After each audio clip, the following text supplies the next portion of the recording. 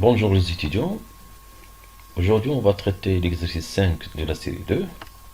Donc je vais lire l'énoncé. Donc le couple redox cobalt 3 plus cobalt 2 plus en présence des ligands H2O, NH3 et CN-, apport potentiel les valeurs suivantes. Ça veut dire que vous avez trois réactions d'oxydation et des potentiels différents. Donc donne une explication à cette évolution du potentiel du couple redox CO3 plus CO2 plus.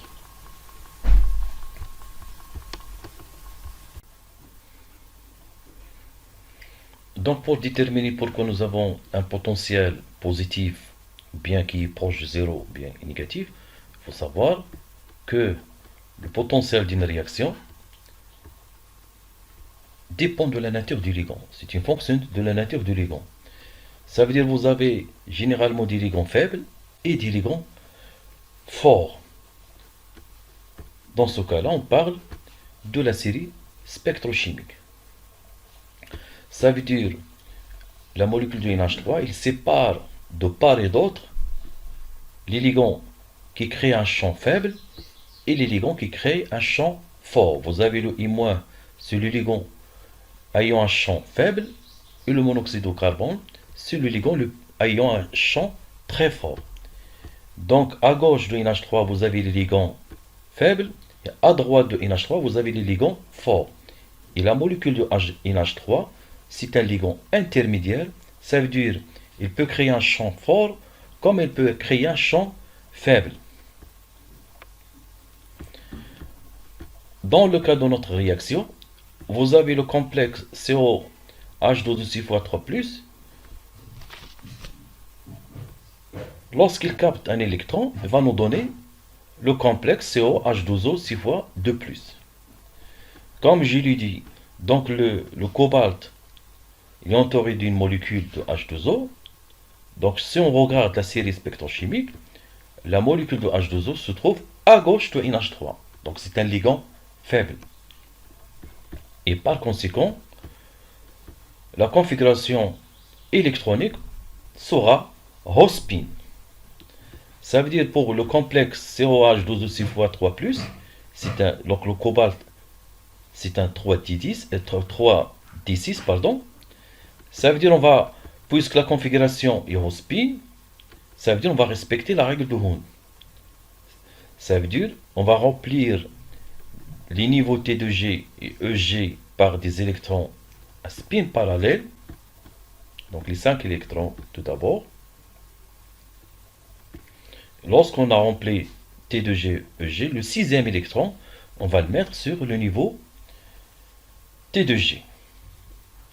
Donc ce qui donne une valeur pour l'énergie de stabilisation. Stabilisation, c'est moins 4 dQ plus P. L'électron qui va être capté par le complexe,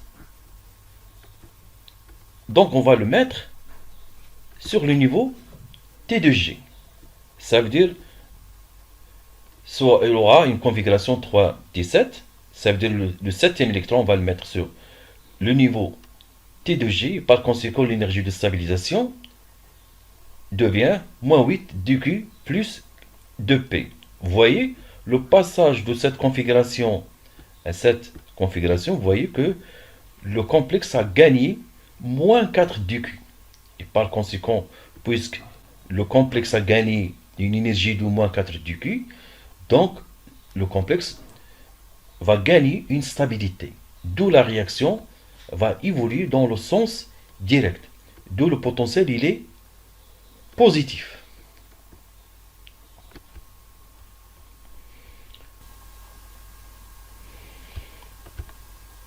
Donc, comme vous le voyez ici, donc la réaction, on peut le schématiser de cette façon. Ça veut dire le complexe COH2O 6x3+, il va capter un électron. Cet électron va se placer sur le niveau T2G pour former le complexe COH2O 6x2+. Et le potentiel, il est positif parce que le système va gagner une stabilité de moins 4 dQ. Donc on va dire, lorsque le complexe COH2O6x3+, capte un électron, le complexe formé, ça veut dire le COH2O6x2+, gagne en stabilité moins 4 du Q. D'où la réaction est favorisée dans le sens 1, c'est-à-dire le sens de réduction. Le potentiel, il est positif. Donc, il manque un C ici.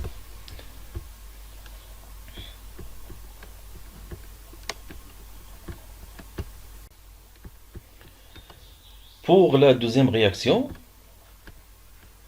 vous avez cette fois-ci la molécule de l'ammoniac qui entoure le cobalt.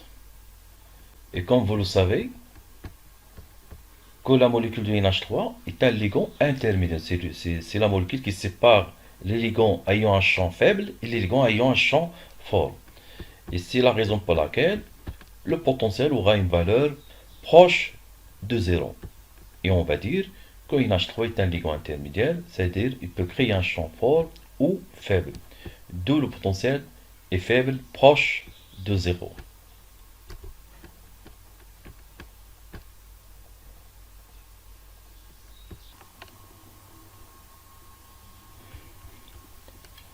Pour la dernière réaction, cette fois-ci, le ligand que vous avez ici, c'est le Cn-. Et comme nous l'avons vu pour la série spectrochimique, le Cn- se trouve à droite de NH3. Donc c'est un ligand fort. Et par conséquent, le champ créé par Cn- est très fort, d'où la configuration électronique qui passe spin. Ça veut dire qu'on ne va pas respecter la règle de Hond. Et comme le cobalt 3 plus est un 3d6, ça veut dire on va remplir la totalité du niveau T2G. Le septième électron, lorsque le complexe COCN, CN- 6 fois 3-, lorsqu'il capte un électron, il va se placer sur le niveau EG. Et par conséquent, le calcul de l'énergie de stabilisation pour cette configuration électronique donne moins 24 dQ. Et lorsque l'électron est placé sur le niveau EG, ça veut dire lorsqu'il va être capté par le complexe, ça veut dire qu'il va se placer sur le niveau EG et l'énergie de stabilisation aura une valeur de moins 18 dQ. Ça veut dire que le passage de cette configuration à cette configuration, le système a perdu une énergie de moins 6 dQ. Ça veut dire une déstabilisation vers ce sens-là. Et par conséquent, donc l'évolution vers le sens direct sera difficile. D'où la réaction aura tendance à s'évoluer vers le sens inverse. Ça veut dire dans le sens de l'oxydation.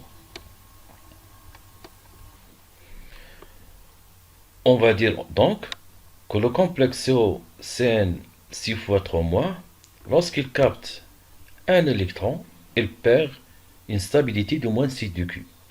D'où la réaction se dirige dans le sens 2. Ça veut dire dans ce sens-là. Dans le sens de l'oxydation, ça veut dire ce sens-là, on gagne C du Q. Ça veut dire on va gagner C du Q lorsque le système va se déplacer dans le sens 2.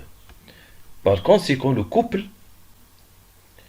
est réducteur, ce qui explique le potentiel négatif.